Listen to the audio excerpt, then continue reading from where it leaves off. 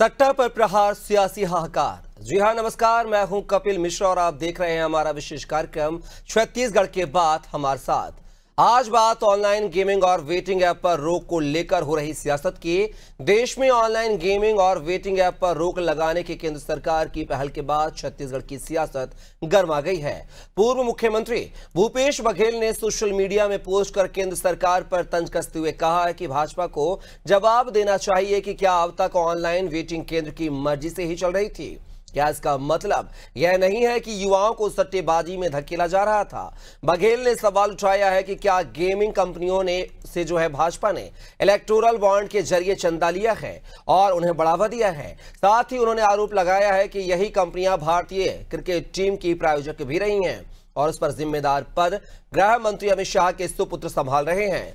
पूर्व सीएम ने आशंका जताई है कि कहीं भाजपा सरकार इस कानून का इस्तेमाल गेमिंग कंपनियों को ब्लैकमेल कर चंदा वसूलने के लिए तो नहीं कर रही है। बघेल ने यह भी दावा किया है कि छत्तीसगढ़ में कांग्रेस सरकार ने दिसंबर 2022 में विधानसभा चुनाव में जुआ एक्ट में संशोधन कर ऑनलाइन सट्टा पर नकेल कसी थी।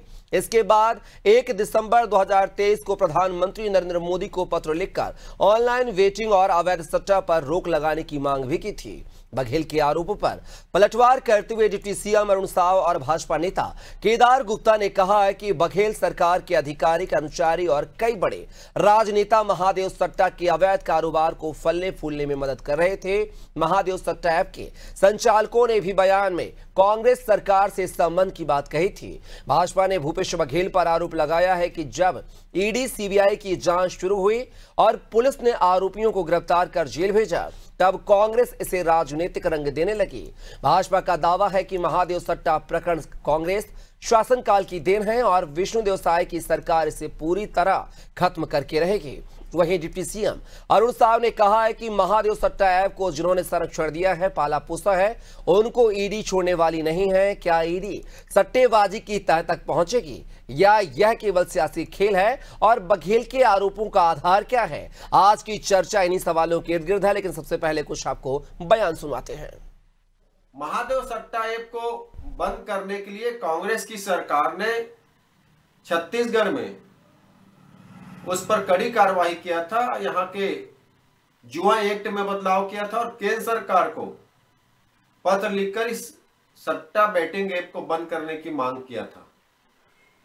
और अब तक सट्टा बैटिंग ऐप चल रहा था और अब जाकर कहीं केंद्र सरकार ने उस बैटिंग ऐप पर प्रतिबंध लगाया है। इससे स्पष्ट हो गया कि पूरे देश में महादेव सट्टा ऐप को केंद्र की भाजपा सरकार का संरक्षण था। उसी के संरक्षण में सट्टा ऐप फल फूल रहा था और महादेव सट्टा चलाने वालों के पैसे से ही भाजपा चुनाव लड़ती है, उससे मोटी चंदा लेते रही है, ये स्पष्ट हो गया। देखिए, स्वीकार करना चाहिए उन्हें कि महादेव सट्टा को संरक्षण किसने दिया, किसने पाला पोसा, किन किन के योगदान है और जिनका भी भूमिका रही होगी वो किसी को भी ईडी छोड़ने वाली नहीं है। तो देखा आपने, जब से लोकसभा में ये बिल बात रखी गई है, बिल पास किया गया है गेमिंग ऐप को लेकर, अब उसके असर छत्तीसगढ़ में नजर आने लगे और महादेव सट्टा ऐप का एक बार फिर से सिगुफा बाहर आ गया है। इस पूरे मुद्दे पर विस्तार से चर्चा करेंगे। हमारे साथ एक विशेष पैनल जुड़ा हुआ है, पहले परिचय करवा देता हूं। हमारे साथ इस मुद्दे पर चर्चा के लिए जुड़ गए हैं भाजपा प्रवक्ता रविंद्र सिंह जी, साथ ही कांग्रेस प्रवक्ता अभय नारायण राय जी और कुछ ही देर में हमारे साथ वरिष्ठ पत्रकार रमेश पांडे साहब भी जुड़ेंगे। फिलहाल दोनों मेहमानों का बहुत स्वागत हमारी चर्चा में। और पहला सवाल मेरा अभय नारायण जी आप ही से है, कांग्रेस प्रवक्ता हैं। आखिर ये जो बयान सामने निकल के आ रहा है पूर्व सीएम भूपेश बघेल का, केंद्र सरकार ने वेटिंग ऐप को बंद करने का फैसला लिया है, संसद में बिल भी पास हो गया है, क्या इसके चलते ये बयान माना जाए? देखिए, अभी लोकसभा में बिल पेश किया गया ऑनलाइन गेमिंग एक्ट को पाबंदी लगाने का। 2023 में जब छत्तीसगढ़ में भूपेश बघेल की कांग्रेस सरकार थी तो मुख्यमंत्री के रूप में राज्य में जुआ एक्ट में बदलाव किया, महादेव सट्टा ऐप को लेके बड़ी कार्रवाइयां हुई, 500-700 से ऊपर FIR हुए, 2000 से अधिक लोग गिरफ्तार किए गए और करीब करीब 4 से 5 हजार खाते बैंकों के सीज किए गए थे और बैंकों पे भी कार्रवाई की थी कि खाते कैसे खुले। उसके बाद से भारतीय जनता पार्टी की डबल इंजन सरकार ने इस 18 महीने में न तो कोई राज्य में का कदम उठाया, और भूपेश बघेल जी ने चिट्ठी लिखी थी प्रधानमंत्री को, गृह मंत्री जी को, कि आप महादेव सट्टा ये विदेश में संचालित है, दुबई से चल रहा है, अंतर्राष्ट्रीय कानून की आवश्यकता है और पूरे रहा है, इसको आप रोकिए। कोई कानून देश के, कोई सट्टा देश में चल रहा है तो देश केंद्र सरकार ही कानून बनाएगी तो रुकेगा, लेकिन तब तक उसको पालते पोसते रहे। और ये वही कंपनियां, जिन कंपनियों का नाम आज दिया गया है, जिनको लेकर ये बंद करने की बात की जा रही है, वो सारी कंपनियां कौन है? जो क्रिकेट का आयोजन कराती हैं, राष्ट्रीय अंतर्राष्ट्रीय क्रिकेटों में हिस्सा लेती हैं, और वही लोग क्रिकेट में सट्टा भी खिलाते हैं। और क्रिकेट किसके हाथ में है, किसके बेटे क्रिकेट संघ के अध्यक्ष हैं, ये बताने की आवश्यकता मैं नहीं समझता कि तो अभय नारायण जी, ये जो पूरा मामला था महादेव सट्टा ऐप का जो घोटाला था, वो तो कांग्रेस सरकार में उजागर हुआ था ना 2023 में, बात किया है तो कांग्रेस सरकार में कांग्रेस ने ही उजागर किया, कांग्रेस की सरकार ने ही कार्रवाई की। भारतीय जनता पार्टी तो ईडी को लाकर उजागर करने वालों को परेशान कर रही है। मुख्यमंत्री ने कार्रवाई की, मुख्यमंत्री का नाम लो, मंत्रियों ने कार्रवाई की, मंत्री का नाम लो, अधिकारियों ने कार्रवाई की, अधिकारियों को डाले, क्योंकि खलल पैदा हुआ।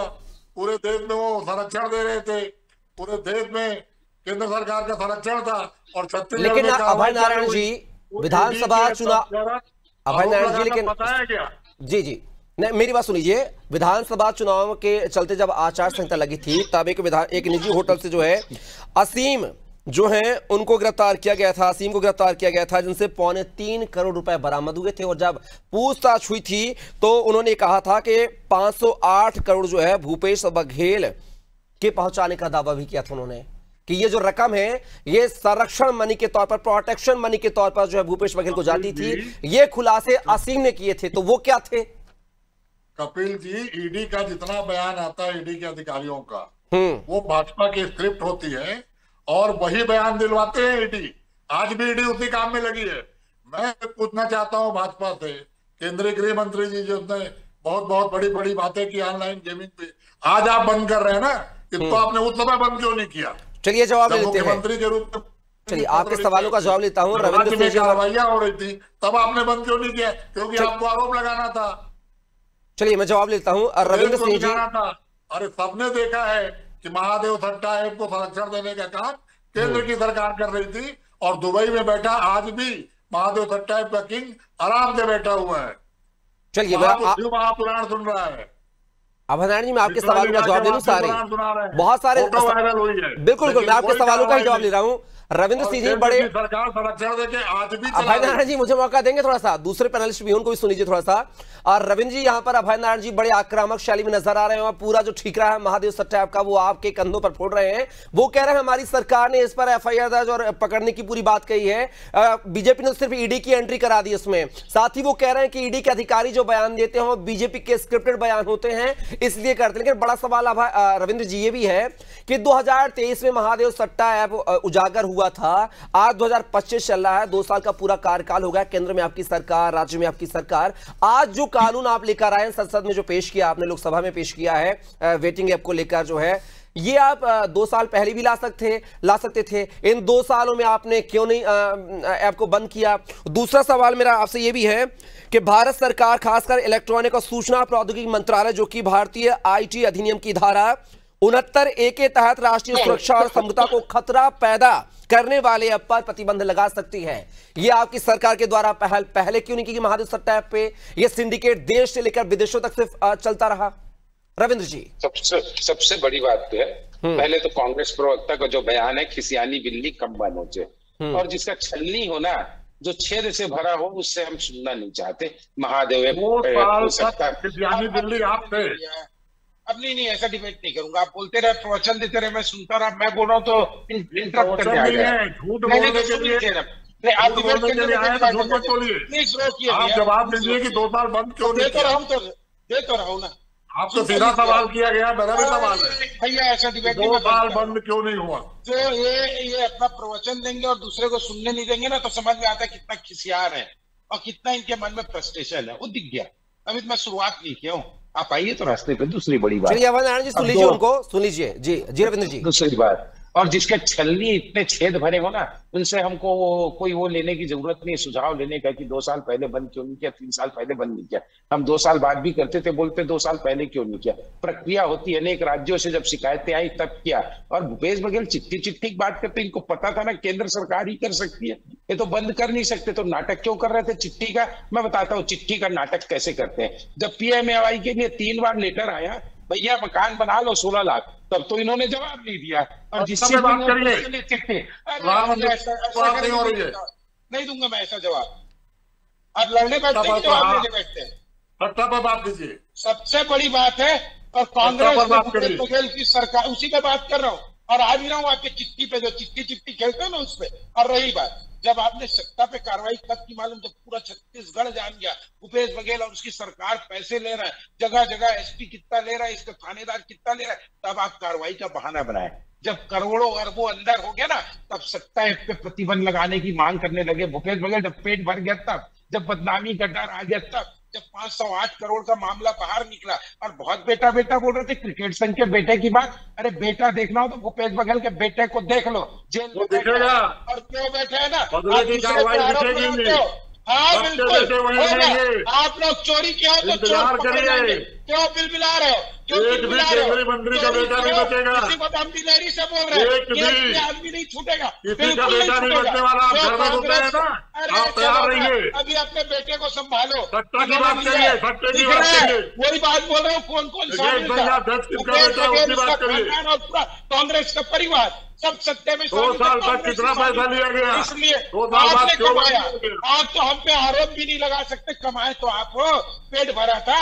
जब बदनामी आ रही तब कार्रवाई की बात करते हो। रही बात, अब जो रेगुलेशन आया है ना, उसमें क्लियर कट है कि एक प्राधिकरण का गठन होगा और क्रियान्वयन भी राज्य सरकार करेगी। हम करेंगे, बिल्कुल करेंगे। ये बिल भी लाए हैं तो एकदम स्पष्ट नीति के तहत लाए, एक नीति से लाए। आपकी तरह चोरों की तरह हम नहीं ला रहे। सबसे बड़ी बात है, ईडी भी कार्रवाई करेगी और कारनामा भी खोलेंगे। आप चिंता मत करिए बैनरलाल जी। आप यहाँ पर कितना भी सारा छत्तीसगढ़ जानता है, भगवान के नाम पे करोड़ों अरबों रुपए कमाने वाले कांग्रेस के लोग उल्टा चोर कोतवाल को डांटे, सब जानते हैं। आपका ना पर्दा पर, इसीलिए सत्ता से बाहर हुए। क्या दिखावा करोगे आप लोग, चिट्ठी चिट्ठी का कुछ भी हुआ। प्रधानमंत्री आवास योजना में, इसमें प्रधानमंत्री के नाम क्या चिट्ठी लिख दी है, सत्ता में चिट्ठी। अरे जो है कितना 2 साल में है उसको बताइए ना, कमेटी खेलते रहे आप। छत्तीसगढ़ की जनता को बताइए कि 2 साल तक क्यों क्या चिट्ठी लिख के तोप का खुदा दिखा दिया आपने। चिट्ठी लिख के आपकी जिम्मेदारी खत्म हो गई। भारत सरकार रविंद्र जी, रविंद्र जी, मैं एक सवाल मैं इसमें थोड़ा सा और अड़न करना चाहूंगा आपसे।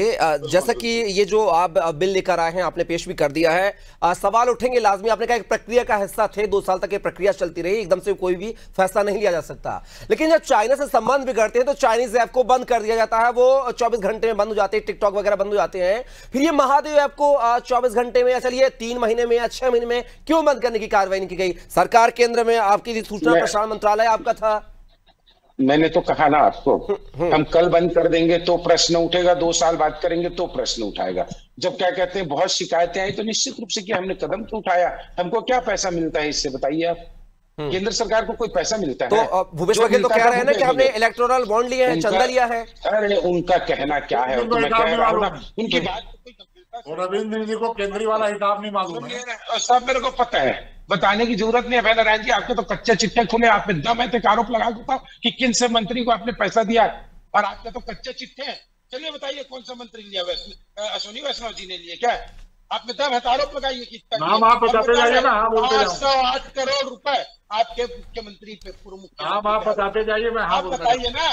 अरे मैं तो बोल रहा हूँ खुल के बात रखिए ना। आप आरोप लगाए तो नाम भी ले लीजिए, क्या दिक्कत है? वो जवाब देने को तैयार है रविंद्र जी। आप में दम है तो बताइए, 508 करोड़ का किसने सत्ता प्रमोट? आप कंगन को, आप भी क्या पढ़े लिखे को फारसी क्या? इलेक्ट्रॉल बॉन्ड का हिसाब स्टेट बैंक ने जारी किया था। बताइए ना कौन सा मंत्री लिया? स्टेट बैंक ने जारी किया था। कितने पेमेंट कंपनियों के नाम है?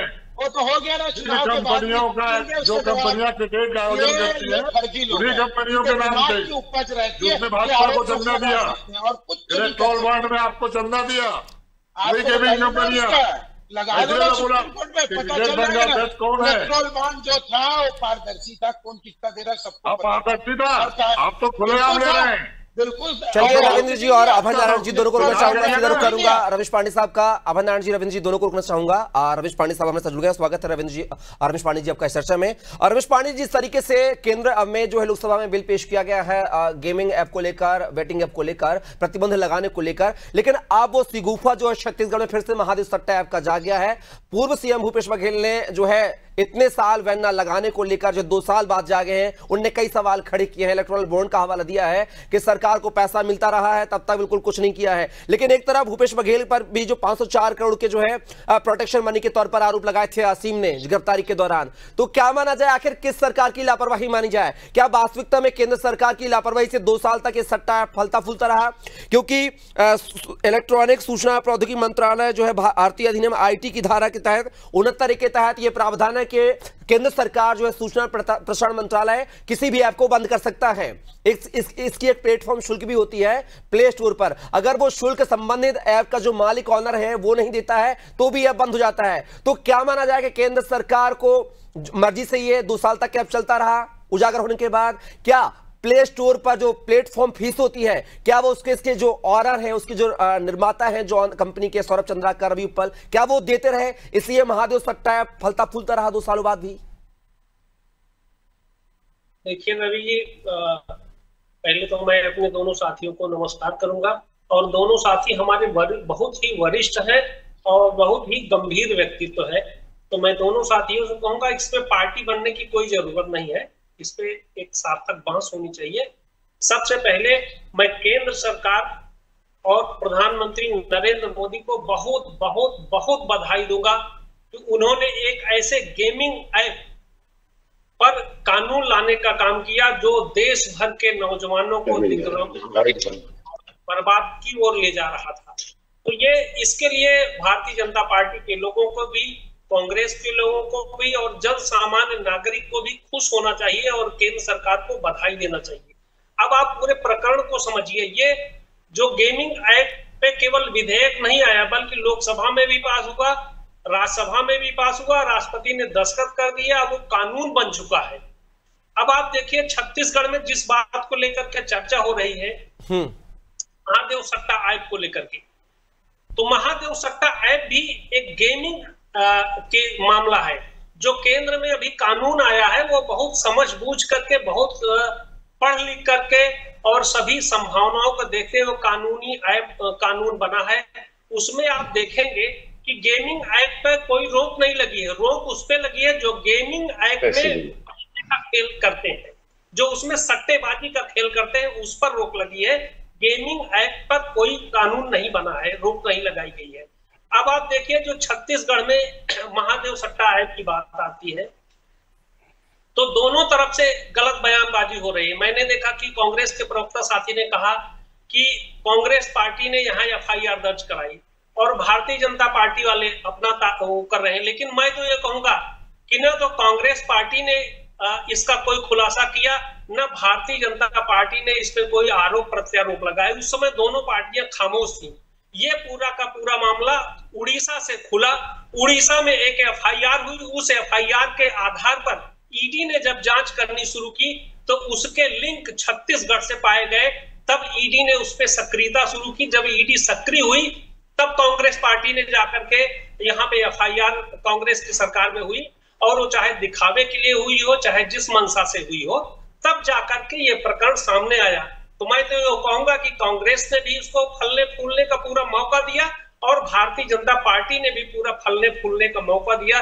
छत्तीसगढ़ में कोई भी इसके विरोध में नहीं आया।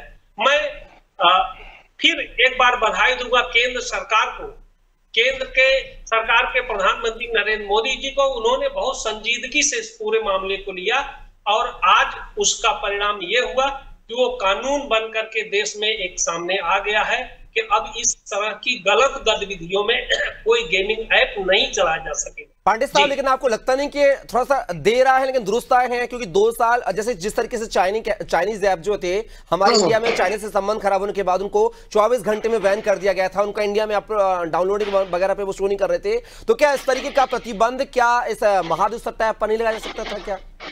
देखिए, कोई खेल नहीं है। शाम को शुरू हुआ, सुबह आपने बंद कर दिया।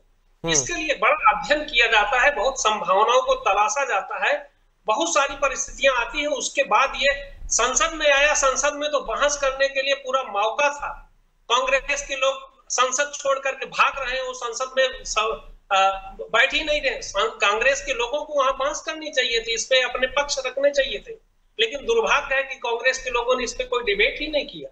ये तो दुर्भाग्यजनक की स्थिति है। और कांग्रेस केंद्र सरकार ने जो भी कुछ किया, मैं फिर कहूंगा कि बहुत बहुत बधाई केंद्र सरकार को इसके लिए। जी अभय नारायण जी, सुना आपने, यहाँ पर कांग्रेस ने कुछ भी नहीं किया। वो तो उड़ीसा से एक एफआईआर हुई, उसके तार जो है छत्तीसगढ़ से जुड़े, उसके बाद जो है आनंद फानन में, हालांकि किस वजह से एफआईआर दर्ज कराया गया ये तो मोटिव नहीं पता, लेकिन बाद में कांग्रेस ने ये पहल की है। कि मैं सम्मानित रमेश पांडे जी की इस बात से पूरी तरह सहमत हूँ कि यहाँ पे राजनीतिक दल या राजनीतिक भावना से बात नहीं होनी चाहिए।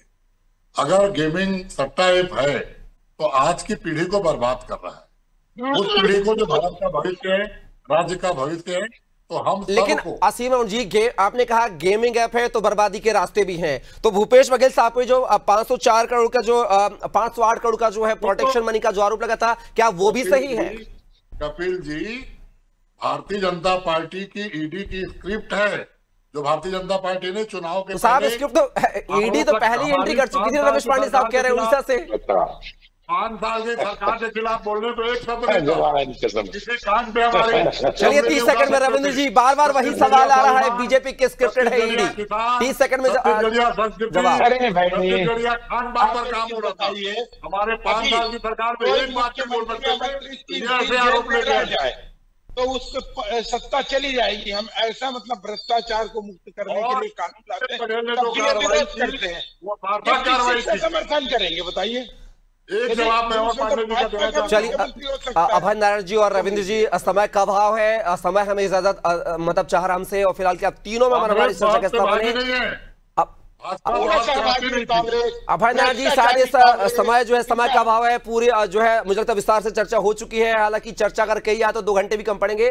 फिलहाल की चर्चा के हिस्सा बनने के लिए अभय नारायण जी आपका, रविंद्र सिंह जी आपका, साथी रमेश पांडे साहब आपका बहुत शुक्रिया, धन्यवाद। तो देखा आपने, महादेव सट्टा ऐप को लेकर फिर से बयानबाजियां शुरू हो गई हैं। हालांकि महादेव सट्टा ऐप का मुख्य सरगना जो है सौरभ चंद्राकर, रवि उपल, आज भी वो पकड़ से दूर है। बार बार वो 3 महीने का कार्यकाल बढ़ाने की बात करती है, लेकिन अभी तक वो हाजिर नहीं हुआ है। अब देखना होगा कि जो है नई तिथि जो नवंबर में मिली है, नवंबर में क्या ये दोनों आरोपी अपने आप को कोर्ट में पेश करेंगे या नहीं करेंगे, ईडी क्या कुछ गिरफ्तारी के लिए कर रहा है, ये भी देखना दिलचस्प होगा। फिलहाल के लिए इस चर्चा में बस इतना ही। आप बने रहिए नादी टीवी के साथ। नमस्कार।